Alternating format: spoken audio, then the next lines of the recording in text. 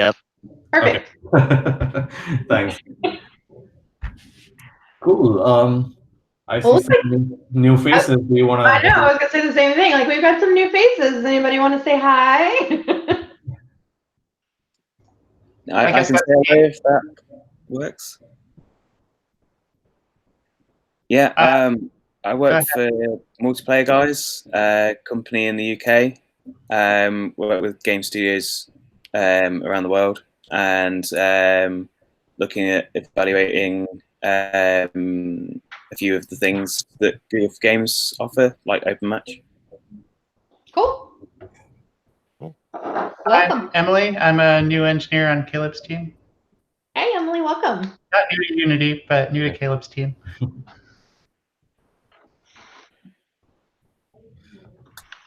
Do we want to do existing people too, or are we just? Sure. Yeah, we can go Pushing around it. real fast. My name's Caleb. I'm a lead engineer on multiplayer game services at Unity, and I guess a contributor to Open Match for a little over a year now. You're kind of a co-founder. Yeah. So Sure. Yeah. go ahead and give yourself some credit there. Also true. I'm April. I'm open source program manager at Google. So I work with Open Match and Agonas and a couple of other projects. So yeah. Cool.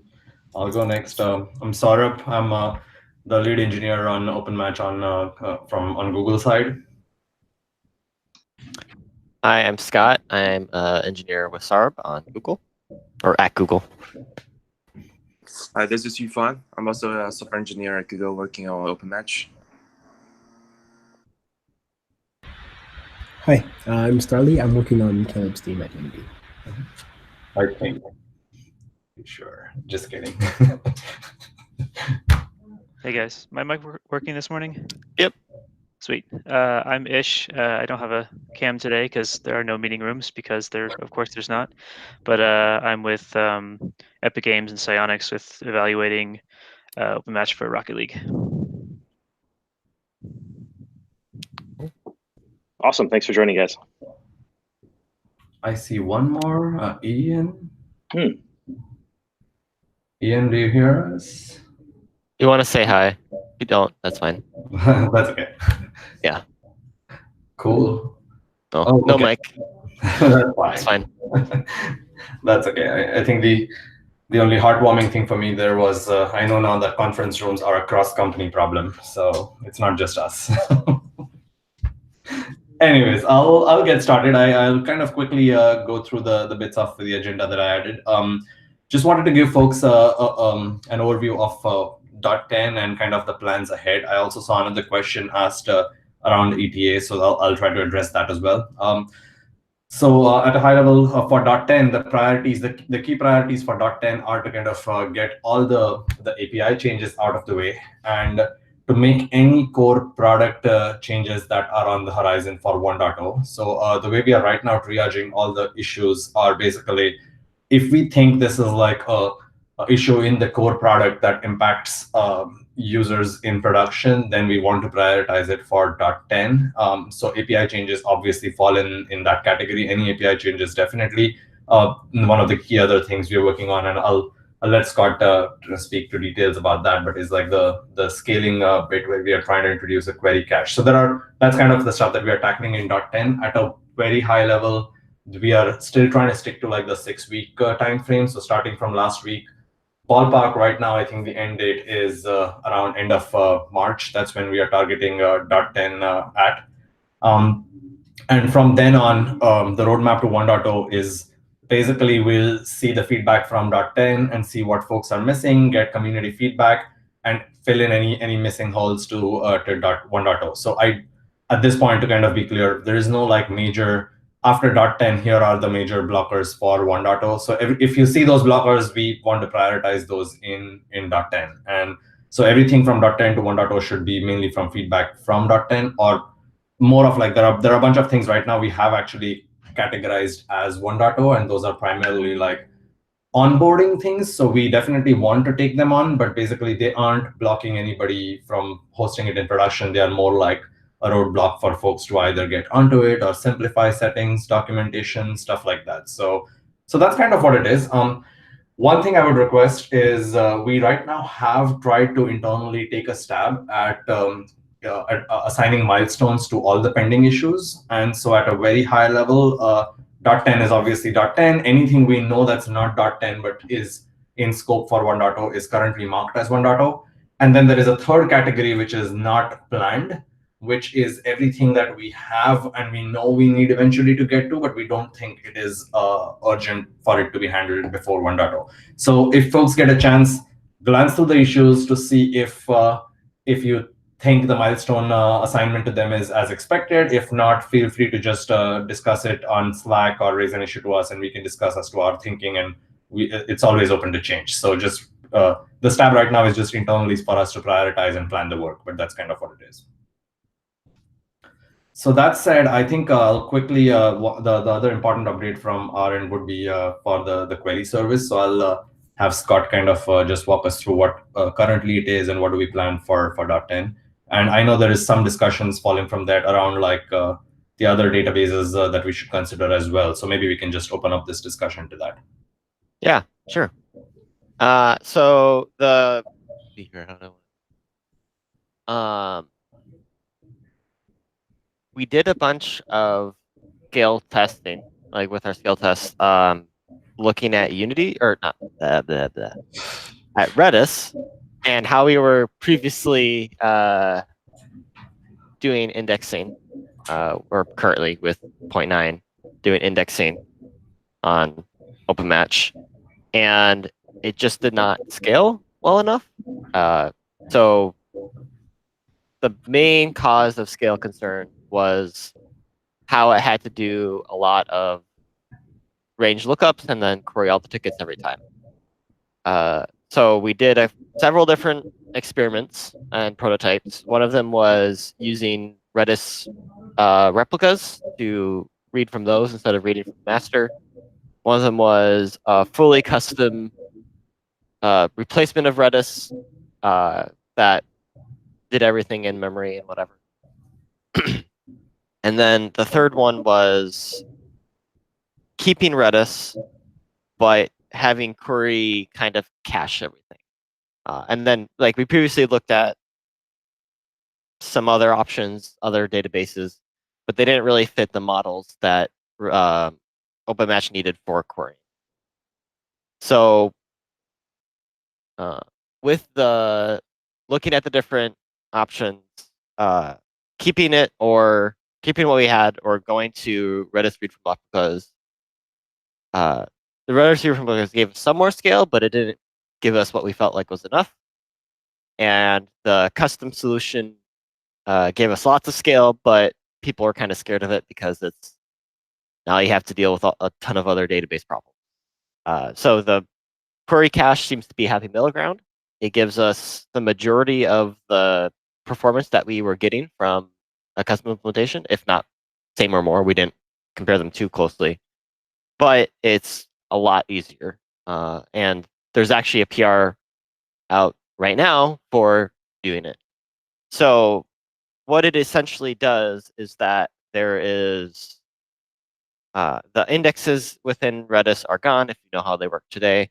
There's only really two that are left, which is the set of all tickets and the ignore list, or the like tickets that are waiting for assignment kind of stuff.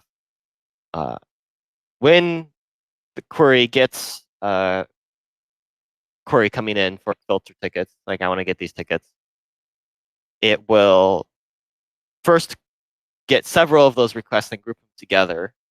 Then it will send those to Redis to just get the list of ticket IDs. And then it has its own internal cache of this is the ticket ID to ticket value. And it will delete the ones that it doesn't see anymore in the all tickets. And then it will add ones that are missing. And then it will run the query in memory in parallel. And that seems to be way faster. We didn't push the number of profiles, but I know the number of profiles has been a scaling concern so far.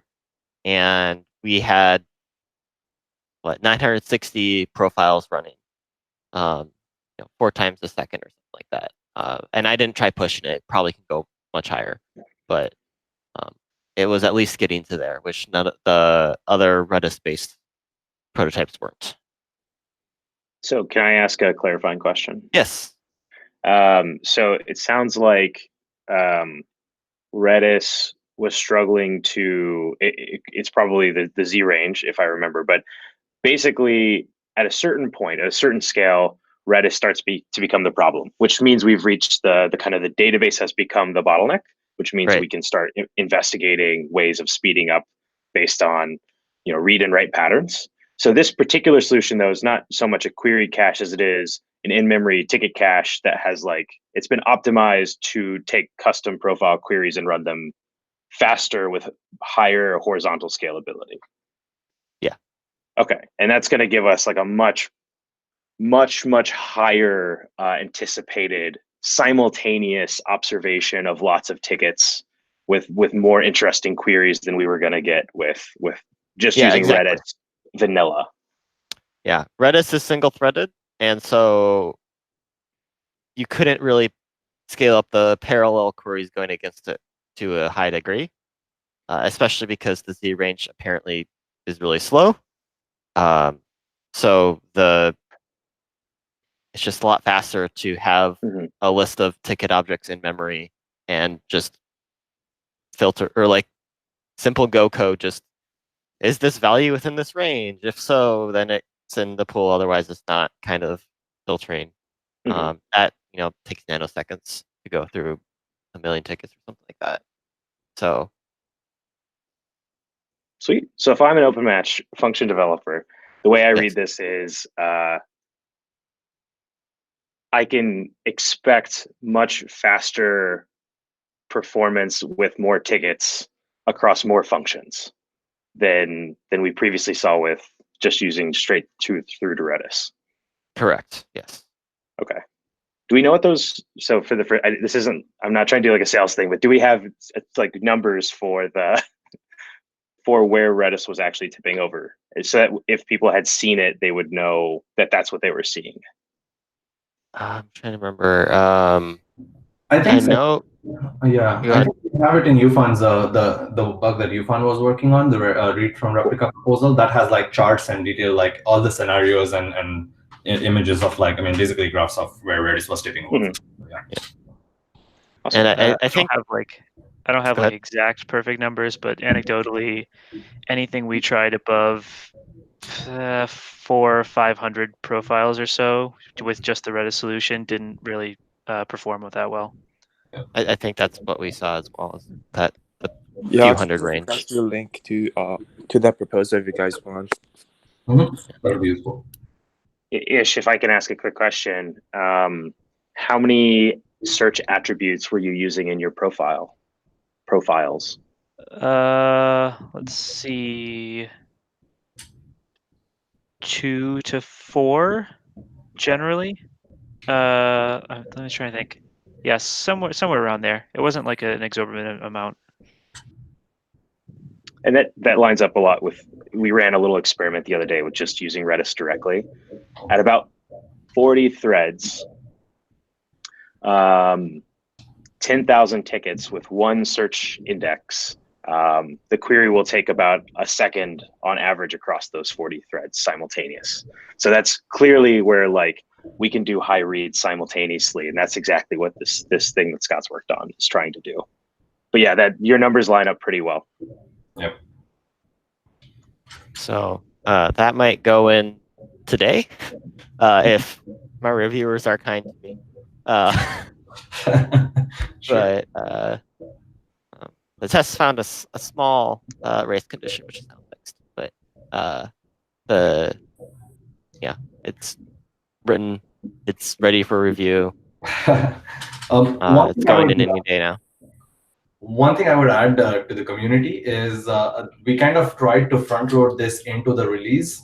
That way we don't have to necessarily wait for the release to be out for folks to try this out, because I think this is a pretty critical piece of what we all have been discussing almost for months now, if memory dates back correctly. But I think, yes, I think it's with Ish, with Caleb, I mean, we have been engaging on this for a while. So I almost feel like now that we have a proposal and a solution, we are deliberately trying to get it early into the release so that folks can maybe even take a snapshot of the release in between and try to like just run your workloads on it.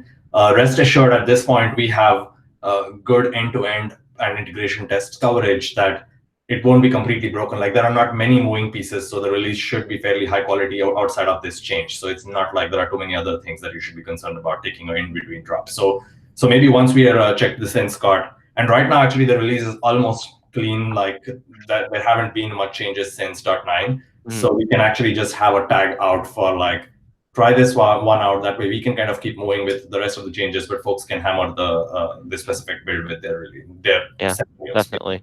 That might be helpful. And that way, if you folks do notice something, then we still have within this release timeline to kind of turn around and fix things as well. Does that sound reasonable? Cool. I do think there's a particular question that I have, or I guess a thought that I have, which is that the guidance used to be that you needed to run lots of profiles to do backfill. From a recent experience, so this is me just sharing an experience I had recently. Yeah. From recent experience, I do not necessarily think that simply adding horizontal scalability to the query service necessarily leads to the idea that doing function runs for backfill as like one-offs is a very valid way to do backfill. Yeah, you can get into a really weird state. We recently got into a state where when backfill fails, so anecdotal story, when backfill fails, this thing can happen called a backfill storm, where backfill goes down. So now no one is cleaning up your pool of players, and therefore you make new games for those players, which then also want to do backfill. And that's fine if you're going to make only games that have like a minimum number of players in it. But if you were, say, doing like trickle in or like lobby based backfill, where you always say, yeah, there's at least one player who's been waiting a long time, give this player a server that needs like 100 more players. So that's a backfill. You end up in a state where you spin up thousands and hundreds of thousands, tens of thousands of games that are all doing backfills. So now you have a cold start backfill problem.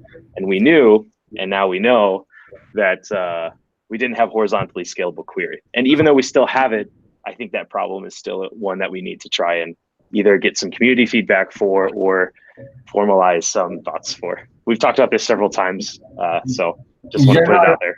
I actually totally agree. I think just because we can now scale better shouldn't necessarily change the recommendation on backfills. I think we should tackle, right now the recommendation was part based on the fact that we just couldn't handle it.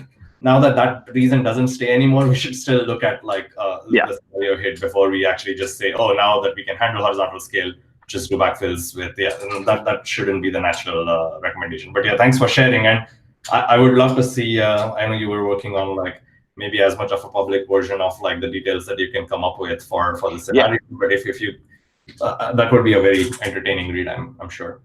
Yeah, we're still doing some more things for that, but it's have something I might have cut out there. We will definitely have something for like, a write-up about how a backfill storm can happen, and kind of a cautionary tale about, tying your function runs and your query runs to the number of servers you have. An outage can be I wouldn't say disastrous because everyone still gets to play, but there's definitely a money drain that happens when you spin up thousands of cloud or bare metal compute. So yeah. And I think we're diving into in the future. Related to that, I don't mean to digress too much, but I think in general, trickle matchmaking, like we've had folks ask us that before. I know we don't have like right now, our recommendation is more of how you can make it work through OpenMatch, but it's not ideal. Like OpenMatch doesn't do any special anything to make it happen. The question, there may be two aspects to this. Again, there may be a recommendation for 1.0, but they may be like, hey, can we actually support this as a first-class citizen OpenMatch, right? So there is, I think there is, even for trickle matchmaking, there is some discussions we need to have. Like honestly, at the get-go, we almost were of the mindset of like, oh, with the OpenMatch model, you shouldn't do it anymore. But I'm guessing there will be a lot of customers who will be like, doesn't matter open match model, we want to do it. Like that's how we've been doing things. How do we do this with it, right? So. And I think there's a very clear distinction. I was just writing up about this. There's a very clear distinction you can draw. You know, there's kind of two ways of thinking about matchmaking from I have a lobby or a metagame server, or I have like an open world that's always running and I'm always accepting players of 1 to as many as I can accept at any given time.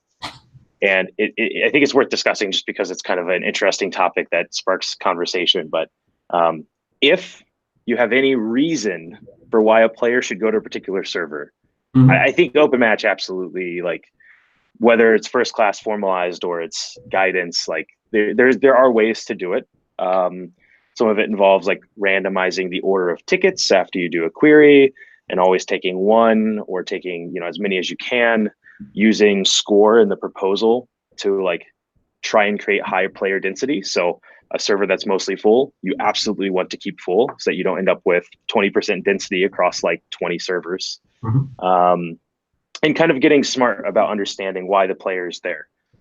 The other way is more just service discovery, which is I don't have a reason why any given player should go to any given server. And so it's like a glorified DNS.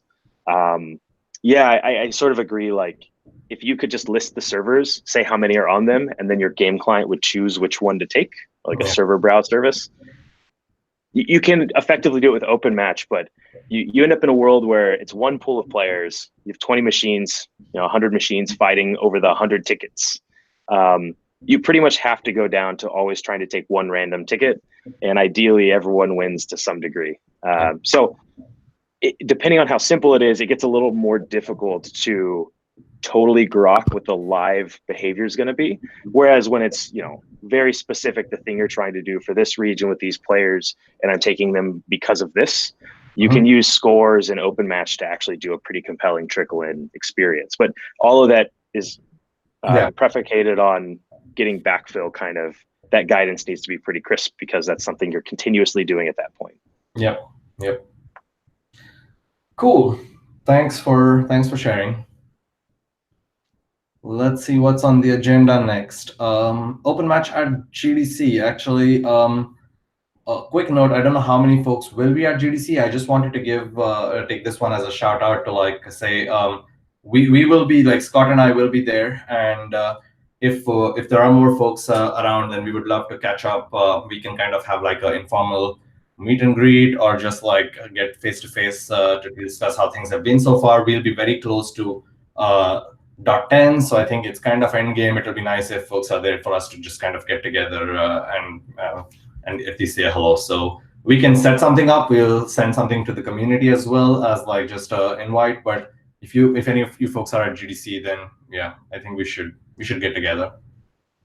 I actually put a link in the notes at the end that we've set up a Monday night Infra Ops meetup at GDC. So all, of course, are welcome. The reg link is in there. And, even if you're not necessarily an Infra Ops person, it includes our, open source loving friends. So join us. We'll have food and drink and all that good stuff. And it'll be a good way to kind of kick off GDC. And you don't need a GDC pass for that, right? No, because that's just us. So perfect. You just have to be cool.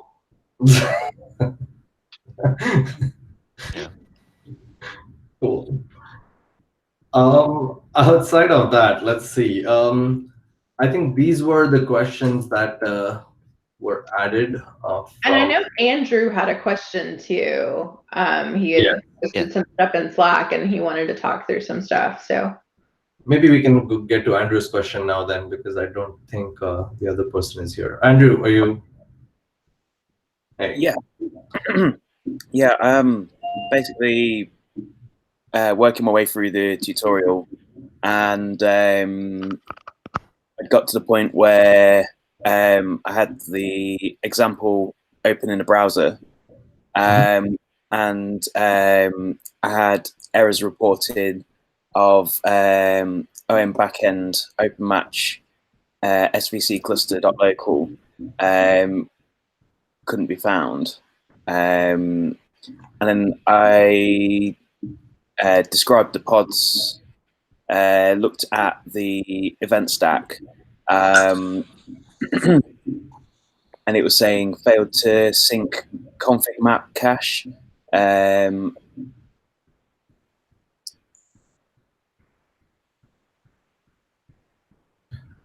So I kind of hit a bit of a wall there.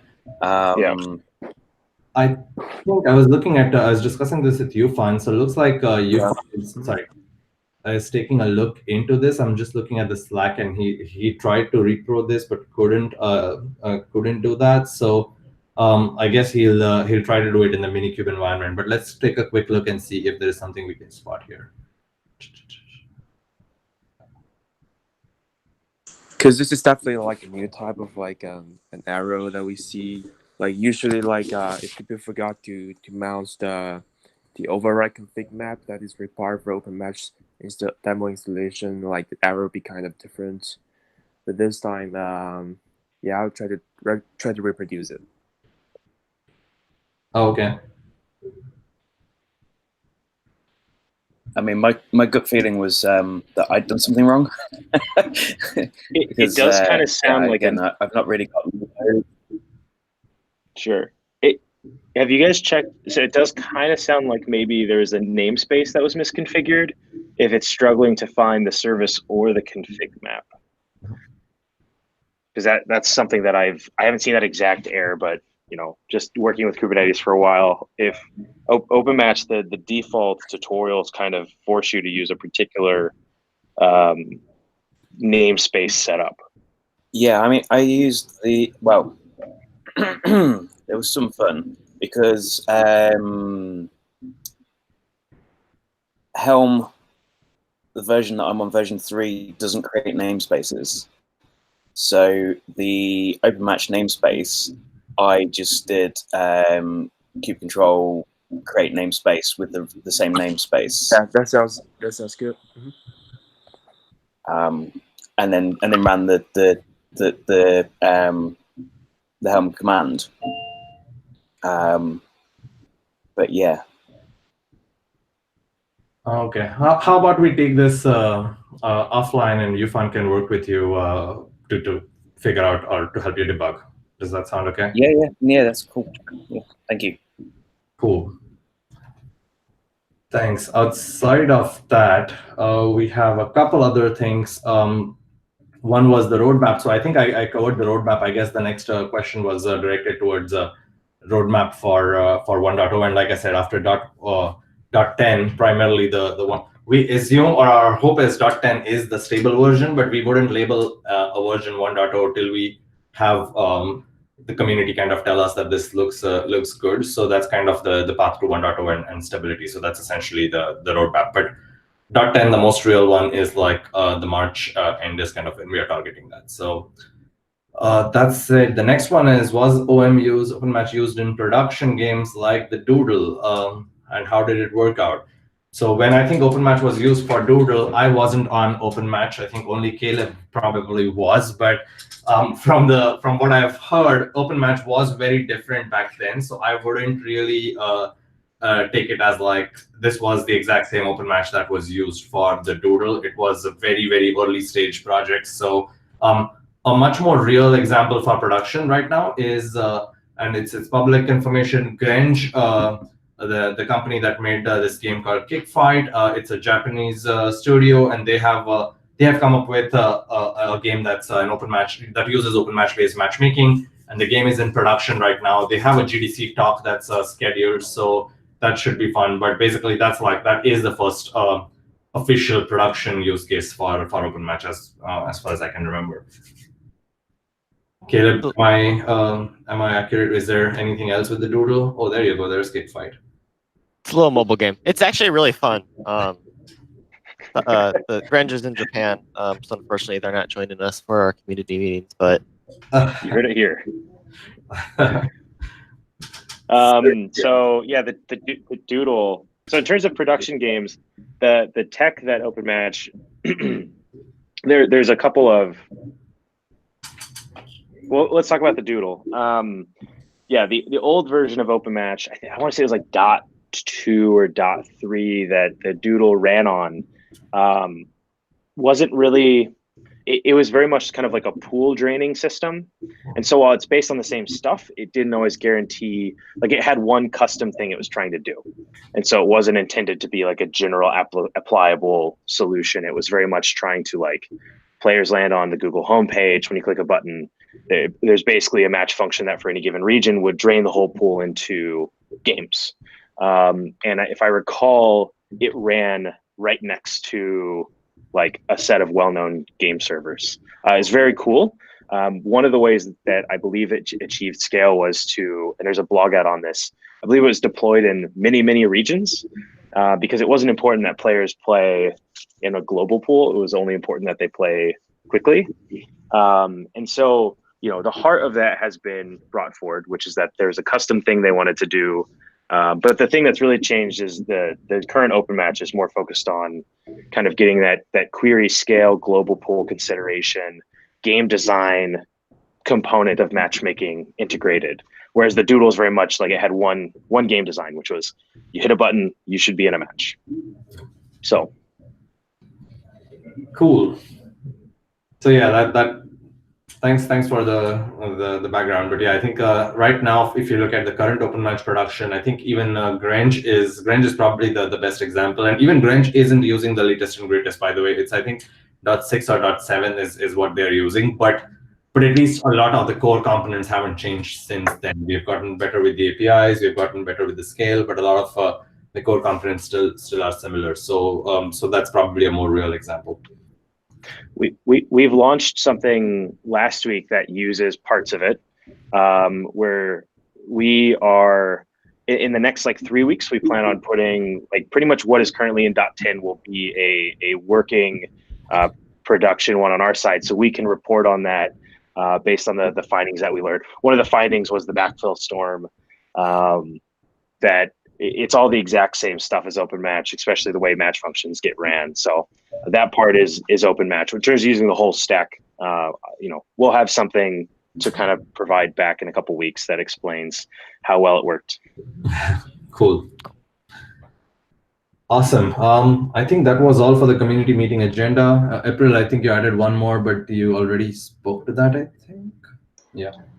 Yeah, so it's just if anybody else has any questions or things you want to talk about, or.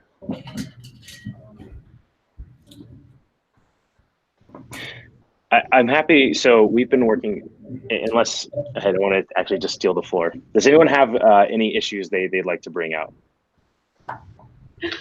I have one question.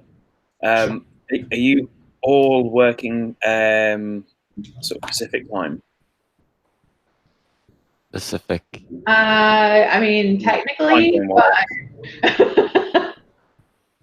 There's a few people from Unity who aren't, but I think Google and Unity mostly are. Yeah. Yeah, I was gonna say because I'm having dinner and you guys are having breakfast. Yeah. Sure. yeah, but we do try to No like. worries. It's just so I know that. So. Cool.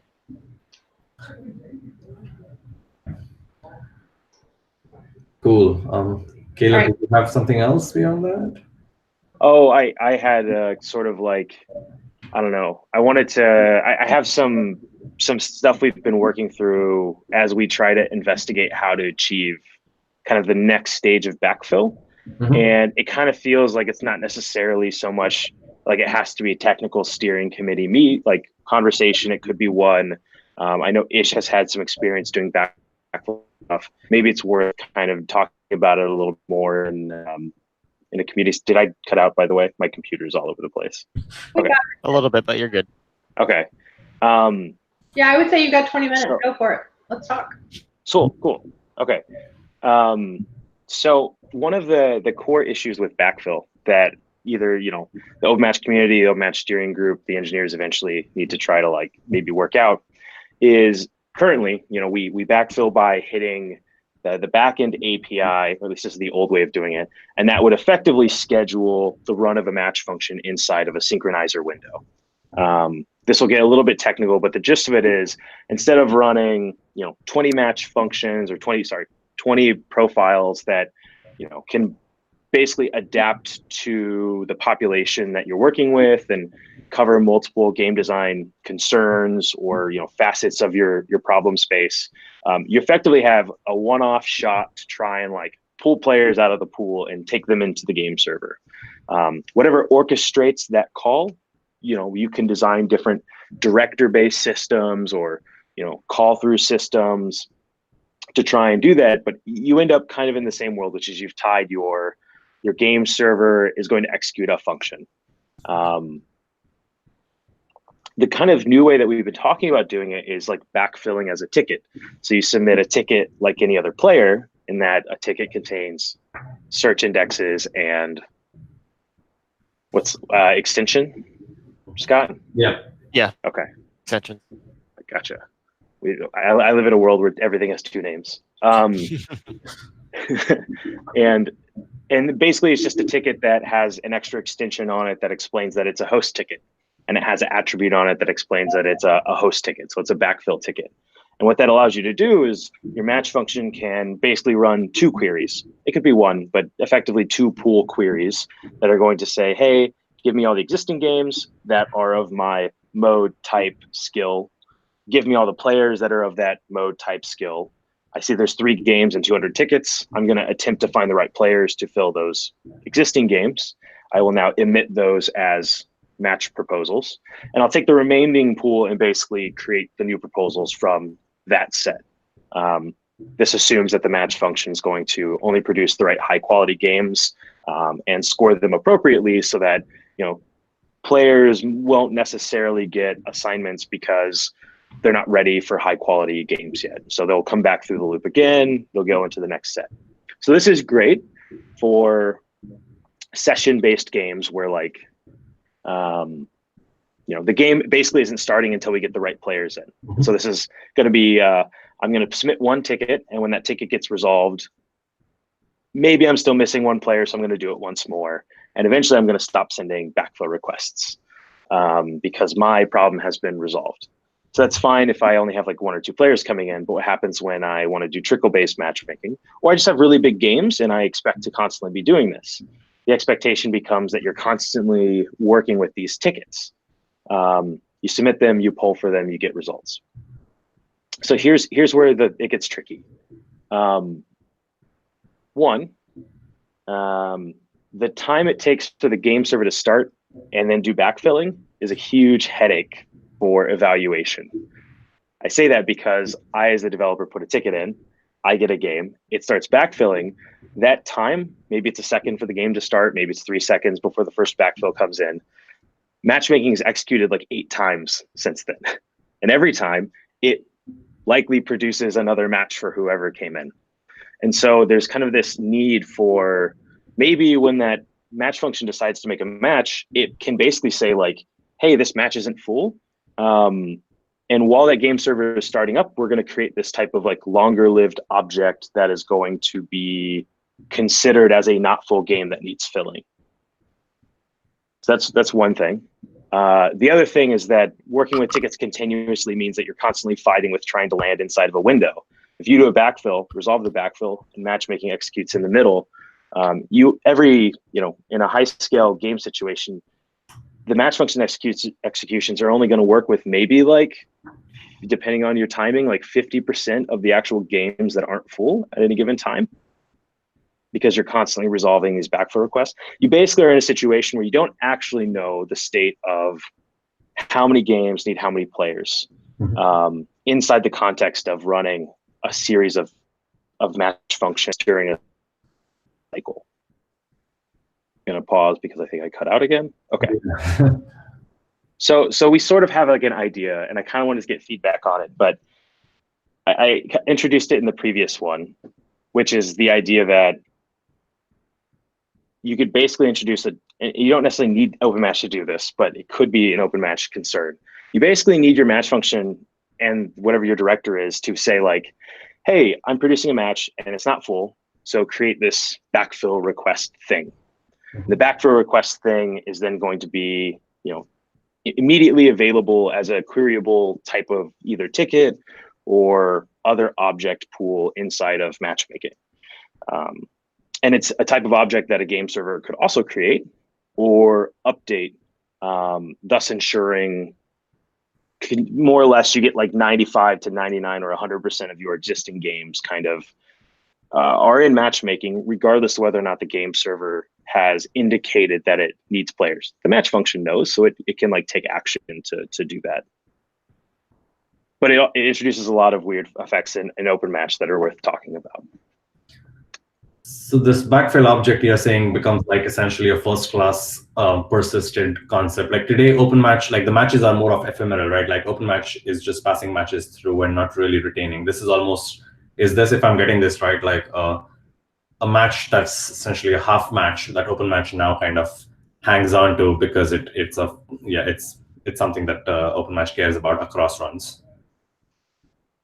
So in terms of the paradigm that open match attempts to be an ephemeral, it has state, but the state's very ephemeral, and losing the state isn't catastrophic. Mm-hmm. This kind of begs a little bit of a question, which is like, this sounds like state, this sounds a bit like session, which we are notoriously, and historically in open match, we've been very anti-session as like a way of interacting with game servers. And there are things you can do with the life cycle of this, but I think you captured it more or less. Is there's a thing, it's going to exist. I would say exists for a very short period of time, enough time that a game server should maybe like touch it to keep it alive. Like that type of, when you're pulling for a ticket, we effectively say, you know, you can keep it in there for as long as you want, but you should write a timeout function that's going to like get rid of tickets that have been for, you know, waiting for too long, potentially. Mm-hmm. If your game design was going to use something like that. Scott? So I do want to, I back up a little bit on what you were saying, because you kind of talked for a little while. When you're talking about for session-based games, where you're kind of looking at it and seeing, hey, it makes sense for backfills to be tickets, maybe. I want to say I also was looking at just like how we would write a match function, and cats being annoying. And I kind of arrived at the same conclusion just from a data locality standpoint of your cat's going crazy. Really distracting. So if you're looking at, say, players within the skill, looking at this mode, and also servers looking at that are on this mode already and have players within that skill range already, it makes sense to kind of pull them together instead of having separate units for the different backfill, and then also one for, you know, just creating new games and having to give the ticket data to all of those instead of kind of pulling everything together. So I definitely agree with that. As far as how to handle, so I think what you're saying is that works well for a session-based game who's probably just backfilling one or two players. But when you get to a trickle-based thing where you're trying to get, 30, 50 people to all be in this shared place, and a new player comes along and they start it, or when a player comes along and they don't fit into any of the existing ones, you create a new one, right? And you want to fill that space up, and you end up with this problem of, as players are leaving, like you can go, okay, one player, you can go in now, but while it's processing that going in, the backfill isn't present in the match function run. That's what you're saying, right? Yeah, it's sort of there's a timing problem that we've introduced by making everything run in kind of this like very you cut out there. I don't know, pulse width modulated way. Yeah, sorry about that. I also stopped talking for a second. Okay. So one thing that you do right now is have your director kind of stay, like, remember that, hey, I just got some backfills, and they're probably processing and probably going to get the backfill again relatively soon. So I should tell my match function the next time I run this profile that, hey, I've seen and many backfill requests recently. So if you don't see any backfill requests right now, it doesn't mean there's no servers looking for backfill. It means they're processing still. Mhm. That's one easy thing we can do. Another one is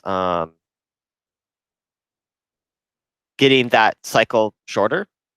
As far as like making waiting for assignments more granular. I just had a couple ideas that I'll have to write up as proposals, but making sure that the backfill games get the fact that they have a new player coming really quickly, and then so they can recreate the ticket possibly before the next cycle starts. That timing seems tricky though. So you're absolutely right, and this is why I wanted to bring it up in the community meetings, that folks had a way of, like, if you find that you have this problem, you can absolutely write it such that your director is like server aware, backfill aware, and you can have it so that your director is racing. The director pretty much races today to get all the profiles scheduled inside the synchronizer window. It's just that the synchronizer window is way bigger than the race needs. From a backfill perspective, at the same time, you could be doing the same type of work to make the tickets first for backfill, and then running the profiles, and then collecting the backfill assignments, and then doing the same thing. So there's totally ways of achieving the thing that's been described, which is instantaneous backfill and longer lived backfill.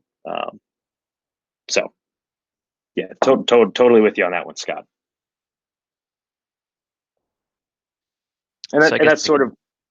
Go ahead. Sorry, go ahead. So just trying to organize all my thoughts here, but just kind of from our perspective in handling with backfills and such. Yeah, so we originally tried profiles as backfill, but obviously that didn't work because of the scalability when we have several thousand backfill servers, every second coming in.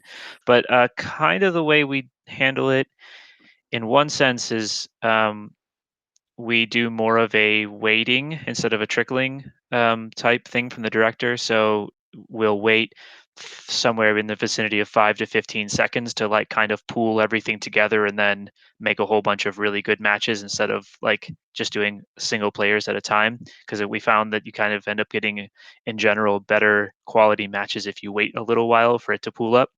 But we also have, we've sort of messed with this idea of like trickling in and not waiting and just sort of like going as you get things.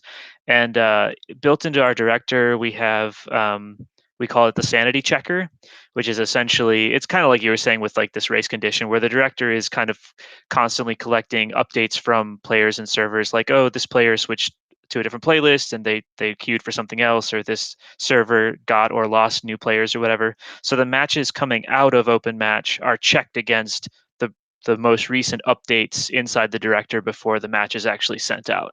So we kind of like double check, like, oh, this player is no longer looking for that playlist. They switched to something else in the interim, and so we throw that match out. And so they'll end up just in the next loop. Obviously doesn't completely solve your race condition, because there's still a crossing in the night, as it were, between the back end and, or like the game back end and Open Match, but it kind of reduces that a little bit. But that's, I don't know, I guess that's just kind of like what we found sort of trying to deal with this issue. I don't know if that's helpful or gives some context a little bit. No, that's great. I mean, I've been super nervous about this particular issue for a long time. So hearing that you have, it sounds like you've created a couple systems on top of this that help you ensure high quality possible matches.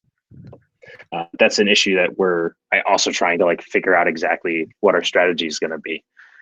Whether it's an evaluator, it seems like the director kind of becomes this brain in a really interesting way, where you're going to make a bunch of decisions and not just kick a bunch of stuff down the road because your match functions like cool, because your match functions aren't aware of the world. Right. And actually the way you talked about like how you handle like backfill as tickets and like the other things you were talking about sort of at the beginning of I don't know, a few minutes ago, is almost identical to the solution that we ended up with, where backfill is just a specialized ticket. It ends up in the same pool. We fill the backfill matches, or we try to fill the backfill matches first, and then whoever's left over kind of goes into like the new game bucket, and we make new games from there. So it's actually kind of funny that, two separate vacuums, we basically ended up in the same solution set, more or less. Something scientific process. Yeah, right. So now a third needs to follow the laid out track and prove it. But they can't have been in this meeting because, then it'll sway there. Yeah. Cool. Well, thanks for the feedback, Ish, and thanks to the room for entertaining the discussion. We'll probably carry that discussion on forward into the Slack and eventually into some technical steering, maybe some proposals or maybe some guidance.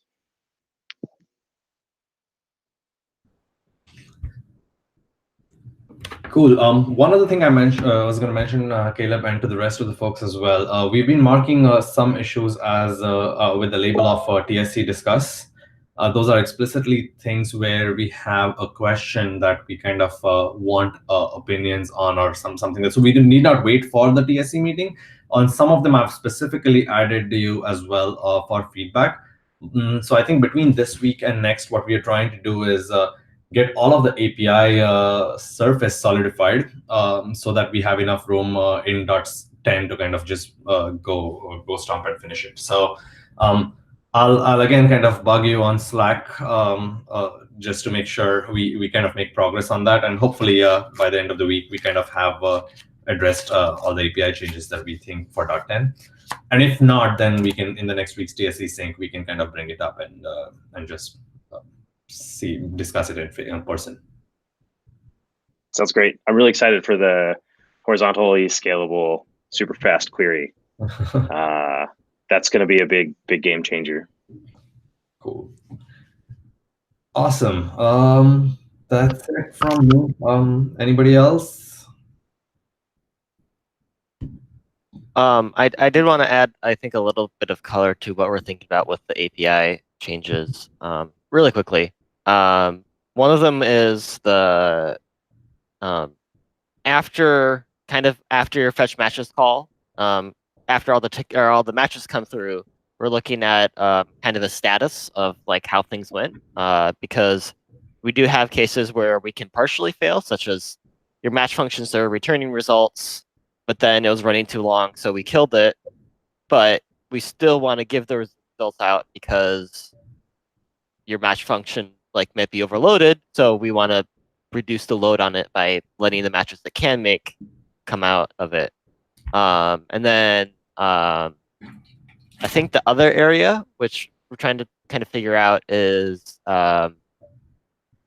giving a more solid ground to what states tickets can be in, and how those states move from one to another, and how those transitions are all safe and don't cause race conditions and that kind of stuff.